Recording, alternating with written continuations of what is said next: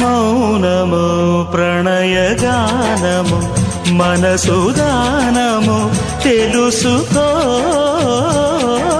నీవులు కలిసి నేనుగాలసి తోడుగా పిలిచి వలచాలే శిలలే చిగురించిన శిల్పం చెలిగా పిలిచే కనులే పండించిన స్వప్నం నిజమై నిలిచే నేడో మరునాడో మన మమతల చరితల మలుపు తెలుసుకోవా వసంతంలా వచ్చిపోవా ఇలా నిరీక్షించే కంటికే పాపలా